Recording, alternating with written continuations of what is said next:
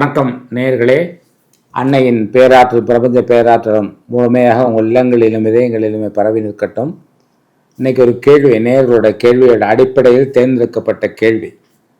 இப்போ இந்த பூஜை அறை இந்த திசையை நோக்கி இருக்கக்கூடாது, இங்கே இருக்கக்கூடாது, அங்கே இருக்கக்கூடாதுன்னு ஒரு பெரிய குழப்பம். விளக்கேற்றுலேருந்து பூஜை அறை அமைக்கிறதுலேருந்து படங்கள் எதை நோக்கி வைக்கிறதுலேருந்து எல்லாமே குழப்பத்தில் தான் இருக்குது. பல முறை சொன்னாலுமே அதில் ஒரு தெளிவு கிடைக்க மாட்டேங்குது.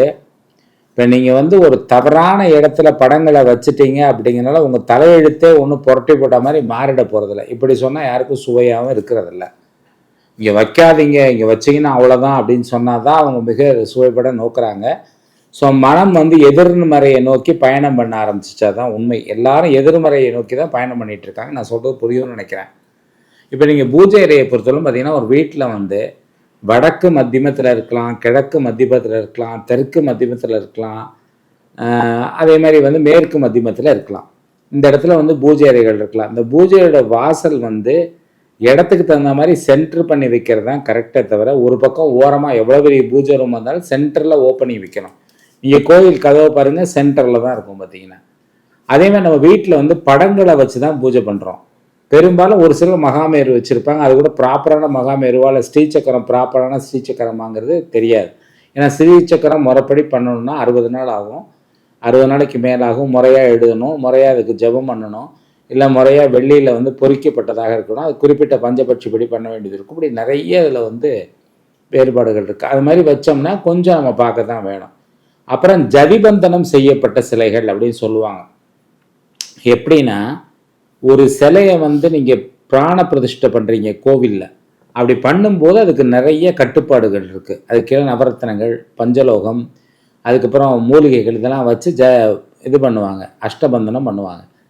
இப்போ நம்ம இந்த மாதிரி ஒரு பஞ்சலோக சிலை இருக்குது. இந்த சிலையை வீட்டில் வைக்கலாமான்னா தாராளமாக வைக்கலாம். ஒரு சிலர் 6 இன்ச்சுக்கு மேலே இருக்கக்கூடாது, உயரமாக அதுக்கு சாப்பாடு வைக்கணும் அப்படின்லாம் நிறைய கதை விடுறாங்க. அதெல்லாம் கிடையவே கிடையாது. அதுக்கான ஆதாரங்கள் முழுமையாக இருக்குது எங்ககிட்ட. இப்போ நீங்கள் உதாரணத்துக்கு எடுத்திங்கன்னா ஒரு சிலை, இந்த சிலை இருக்குது 1/2 அடி 3/4 அடி உயரம் அப்படின்னா இந்த இடத்துல ஜாயிண்டில் பார்த்தீங்கன்னா ஜதிபந்தனம்னு வரும்.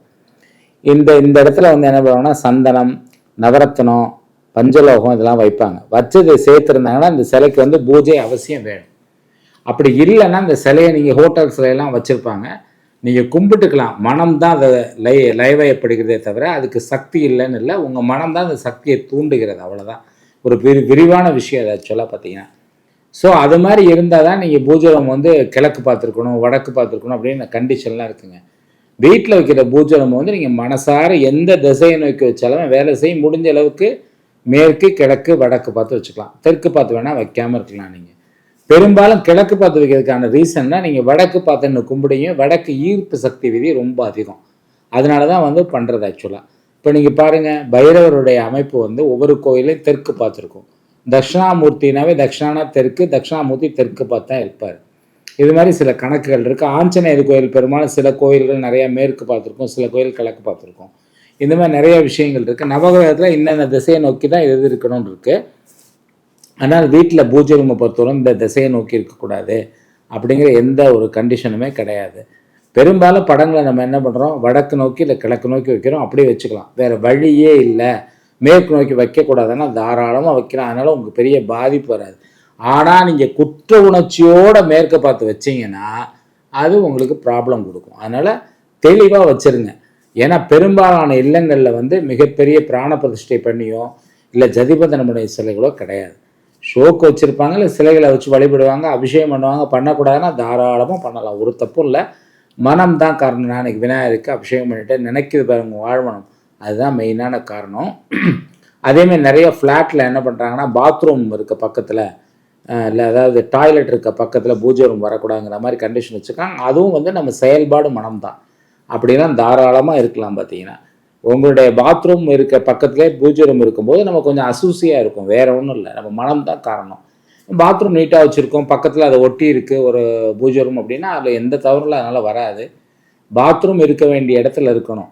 அது வடமேற்கில் இருக்கலாம், வடக்கு மத்தியமத்தில் இருக்கலாம், தெற்கு மத்தியமத்தில் கூட இருக்கலாம், மேற்கு மத்தியமத்தில் கூட இருக்கலாம், கிழக்கு மத்தியமத்தில் இருக்கலாம். ஈசானியத்துக்கு போகக்கூடாது, தென்மேற்குக்கு போகக்கூடாது. அது பக்கத்தில் பூஜை ரூம் இருக்கக்கூடாது, நேராக பூஜை ரூம் இருக்கக்கூடாது. நிறைய கண்டிஷன் இருக்குது. மனசு இப்போ குளிச்சுட்டு வராங்க, இல்லை ஒரு க இதுக்கு போகிறாங்க, ரெஸ்ட் ரூம் போயிட்டு வராங்கும்போது நேராக பூஜை ரூம் தான் ஒரு அசோசியாக இருக்கணும். எது கோயிலுக்கு போகும்போது கால் கழுவிட்டு போகிறோம், அப்புறம் வந்து வீட்டில் கூட கால் முகமெல்லாம் கழுவிட்டு தான் பூஜை ரூமுக்குள்ளே போகிறோம். அது நம்ம மனம் சார்ந்த விஷயம் தான் எல்லாமே. ஆனால் இந்த குழப்பங்கள் வேண்டாம். பூஜை ரூம் வந்து மத்தியமத்தில் இருக்கிற நல்லது. நிறையா இப்போ வந்து பெங்களூரில் பாருங்கள், வடகிழக்கு மூலையில் நிறைய பூஜை ரூம் வச்சுருப்பாங்க கர்நாடகத்தில். அவங்களோட அமைப்பை நீங்கள் என்ன சொன்னாலும் கேட்க மாட்டாங்க. நீங்கள் கோயம்புத்தூர் சைடு பாருங்கள், தென்மேற்கில் தான் பூஜை ரூமே வைப்பாங்க. அவங்களும் சொன்னால் கேட்க மாட்டாங்க. அங்கே தான் கேஷும் வைப்பாங்க, அங்கே தான் பணப்பொட்டியும் வச்சுருப்பாங்க. அவங்க வந்து பணத்துக்கும் அந்த இதுக்கும் மிகப்பெரிய தொடர்பு உண்டு. இப்போ உதாரணத்துக்கு நான் ஒரு கொஸ்டின் வைக்கிறேன். இப்போ பாருங்கள், நீங்கள் வந்து நீருக்கும் பணத்திற்கும் மிகப்பெரிய தொடர்பு இருக்குங்கிறத எல்லாருமே ஒத்துக்கிட்டாங்க, சயின்டிஃபிக்காகவே ஒத்துக்கிறாங்க. சரிங்களா? இது எல்லாமே சயின்டிஃபிக் தான் அத்தனையுமே.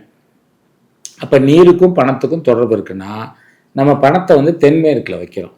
தென்மேற்கில் தான் வந்து நம்ம வைக்கிறோம். குபேர மூலம்னு சொல்லிட்டு அங்கே போய் வைக்கிறோம். சரிங்களா? அப்படி வைக்கும்போது என்ன ஆகுதுன்னா, இப்போ நீங்கள் வந்து ஆனால் அதே இடத்துல போர் போட்டு தண்ணி இருக்கக்கூடாதுங்கிறோம், தென்மேற்கில் கிணறு இருக்குங்கிறோம். தண்ணி அதிகமாக செலவழித்தா பணம் செலவாகுங்கிறோம். தண்ணியை வந்து நன்றியோடு அருந்தணுன்னா பணப்புழக்கம் அதிகரிக்குங்கிறோம். பணத்துக்கும் அதுக்கும் சம்மந்தம் இருக்குது. உடலில் 3/4 நீர் இருக்குங்கிறோம். அப்போ ஏன் இந்த முரண்பாடு வரணும் அப்படின்னா, தென்மேற்கில் கிணறு இருக்கலாம், அங்கே பணம் வைக்கிற இடம் தண்ணி இருந்தது போகுதுன்னு சொல்லிடலாமே. அதுக்கு நிறைய காரண காரியங்கள் இருக்குது. என்னென்னா, உங்களுக்கு வந்து இந்த மெரிடியன் வந்து தெற்கு நோக்கி வடக்கு நோக்கி பயணங்கள் பண்ணும்போது, சக்தி ஓட்டங்கள் பயணம் பண்ணும்போது, அந்த சக்தி ஓட்டங்களோட அடிப்படையில் தான் தென்மேற்கில் கிணறு இருக்கக்கூடாதுன்னு அமைக்கப்பட்ட ஒரு விஷயம் ஆக்சுவலாக. ஸோ அப்படி பார்த்தீங்கன்னா இந்த முரண்பாடு வரும். இப்போ நாங்கள் வந்து பணம் வைக்கக்கூடிய இடத்த எப்படி செலக்ட் பண்ணுறோம், பூஜை ரூம் எப்படி செலக்ட் பண்ணுறோன்னா, அவங்க என்ன பிஸ்னஸ் பண்ணுறாங்க, அவங்க என்ன தொழில் பண்ணுறாங்க, தொழிலுடைய சார்ந்து எப்படி அவங்களுக்கு பணம் வருதுங்கிறத பொறுத்து பணம் வைக்கிற இடத்த நான் கொஞ்சம் மாற்றுறோம். அந்த பணம் ரொட்டேட்டே ஆகிட்டு இருக்கணுமா, இல்லை பணம் வந்து நிற்கணுமா, ஓரளவு தான் வெளில போகணுமா, ஓரளவு சேமிக்கணுமாங்கிற பிஸ்னஸை பொறுத்து, எப்படிப்பட்ட வருமானங்கிறத பொறுத்து தான் பணம் வைக்கிற இடத்த நிர்ணயிக்கிறோம். அதுமாதிரி என்ன மாதிரி பிஸ்னஸ்ன்னு பார்த்து அதுக்கு தகுந்த மாதிரி திசைகளை நீங்கள் மாற்றி அமைக்கலாம். வந்து ஃபோட்டோ வைக்கிறதோ வழிபடக்கூடிய முறையோ மாற்றி அமைக்கலாங்க. அதுக்கு ஒவ்வொன்றுக்கும் ஒரு விதம் இருக்குது. அந்த மாதிரி பண்ணி அமைக்கும் பொழுது கண்டிப்பாக அதுக்கு பலன் கிடைக்கும். ஆனால் இந்த பூஜை ரூம் பாத்ரூம் இதெல்லாம் குழப்பமே வேண்டாம். மத்தியமத்தில் வைக்கிறது பெரும்பாலும் பெட்டர். அப்படி வச்சு பூஜை ரூம் வைக்கிறது நல்ல விஷயமாக இருக்கும். வாழ்த்துக்கள்.